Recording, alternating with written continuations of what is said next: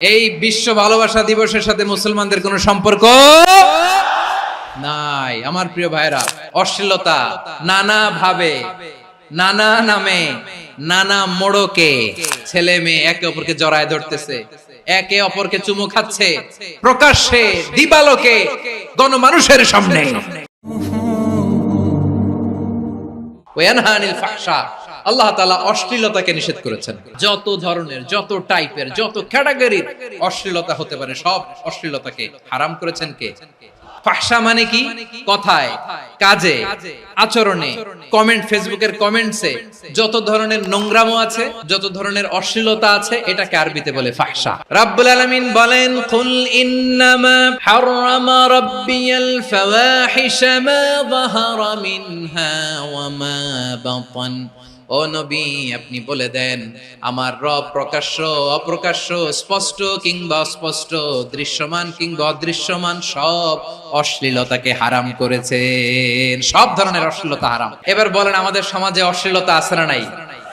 অশ্লীলতা নানা ভাবে, নানা নামে, নানা মোড়কে আমাদের সমাজে আছে না নাই?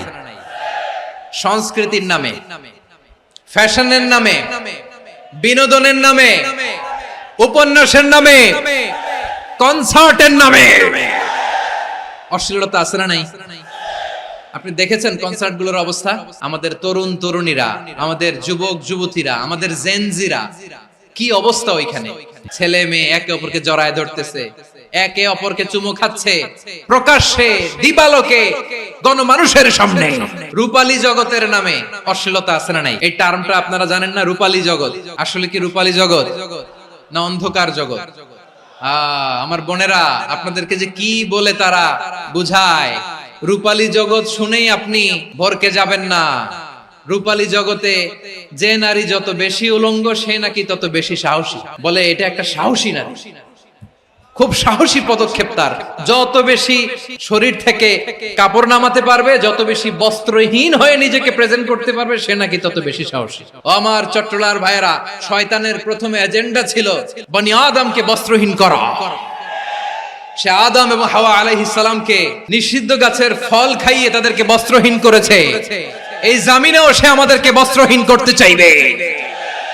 এই রূপালী জগতের নামে তারা এটা করে। আমার প্রিয় বোনেরা, আপনি জানেন না আপনার দাম কত? ওরা আপনাদেরকে বিজ্ঞাপনের সস্তা পণ্য বানাতে চায়।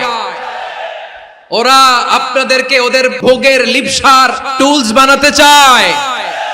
আপনাদেরকে দিয়ে ওদের খায়েশ পূরণ করতে চায়। এটা আপনাদের জন্য মোটেও ডিগনিটি নয়, এটা আপনাদের জন্য সম্মান নয়।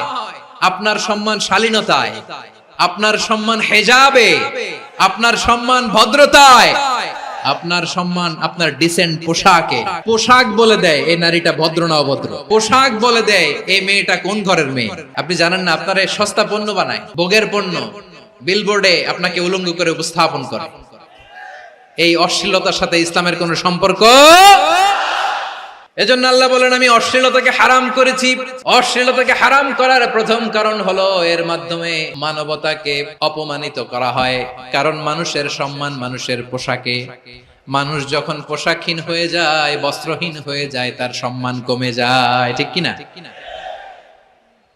অশ্লীলতাকে হারাম করার প্রথম কারণ হচ্ছে মানুষ মানুষকে অপমান করে। একটা নারী, সে তো সম্মানিত। নারী যে কত সম্মানিত, নারীরা এটা বুঝেই নাই।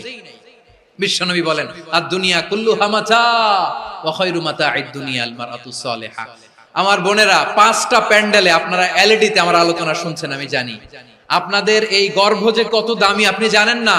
আপনার পেট থেকেই আসবে আগামী দিনের সালাহুদ্দিন আল আইয়ুবী। আপনার পেট থেকেই আসবে অনাগত দিনের ইমাম মাহদী আল মুনতাযর।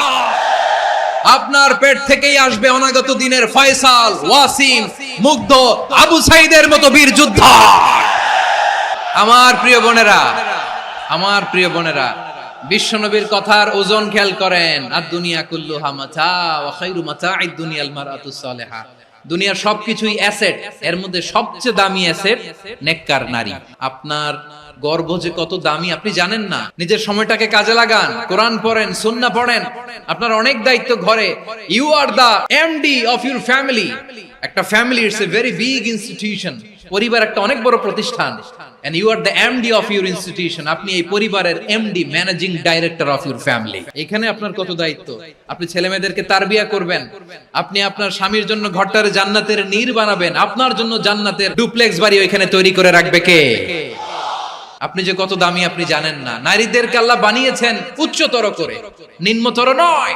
নারীদেরকে ছোট্ট জিনিস দিলে এটারে বড় করে দেয়, নারীদেরকে ভ্রূণ দিলে, শুক্রাণু দিলে নারী এটারে বাচ্চা হিসেবে উপহার দেয়, ঠিক কিনা?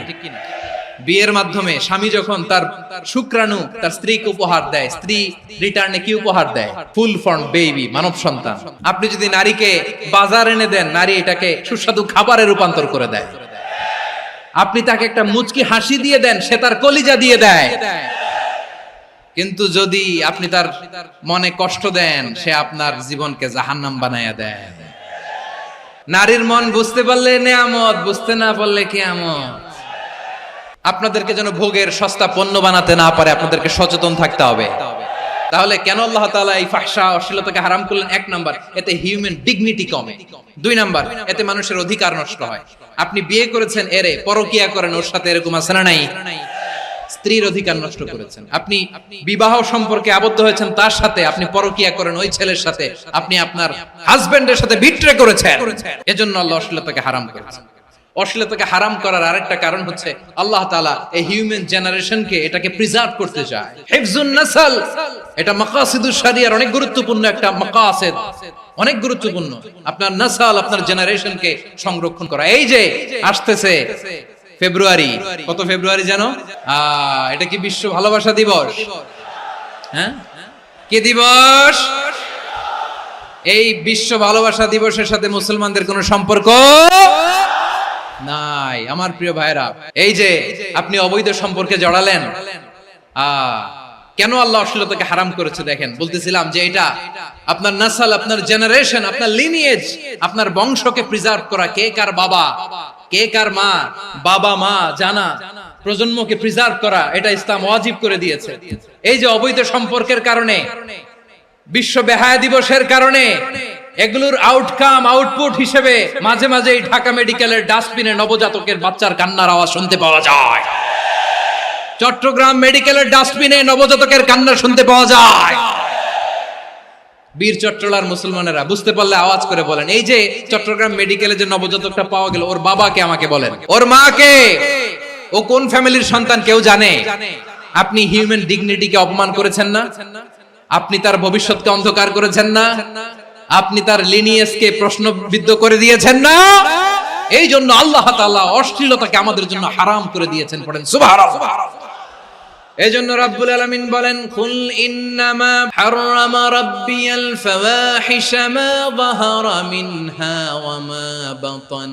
প্রকাশ্য অপ্রকাশ্য সব অশ্লীলতাকে হারাম ঘোষণা করে দিয়েছে কে? আবার দুনিয়ার বুকে যারা অশ্লীলতার প্রসার করে তাদের জন্য শাস্তি মজুদ রেখেছে কে?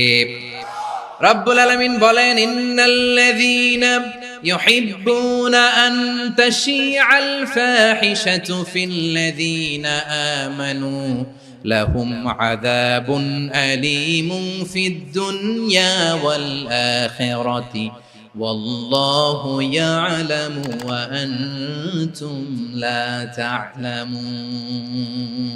নিশ্চয়ই যারা বিশ্বাসীদের মাঝে অশ্লীলতার প্রচার প্রসার করতে চায় তাদের জন্য আমি মর্মন্তুদ শাস্তি প্রস্তুত করে রেখেছি, দুনিয়াতেও রেখেছি, আখিরাতেও রেখেছি। ঘোষণাটা কার?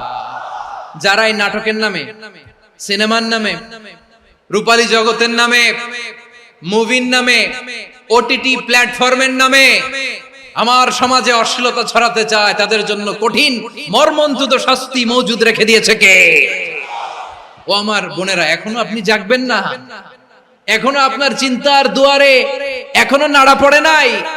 ওরা আপনাকে উলঙ্গ বানাতে চায়, ওরা আপনাকে আইটেম গার্ল বানাতে চায়। এজন্য ইসলাম অশ্লীলতাকে হারাম করেছে। হারাম। ইসলাম বলেছে যোজন যোজন দূরে থাকো, ওরা বলে না কাছে আসো, কাছে আসার গল্প, ক্লোজ আপ ওয়ান, কাছে আসার গল্প আছে না নাই? তাহলে অশ্লীলতার সাথে আমাদের কোনো সম্পর্ক? আমরা এই সমস্ত ক্লোজ আপ ওয়ান, কাছে আসার গল্পের প্রোগ্রামে যাব আমরা কোন ধরনের অশ্লীল কন্টেন্ট সোশ্যাল মিডিয়ায় টিভিতে দেখব Be a part of our vision. Do listen and share the khair.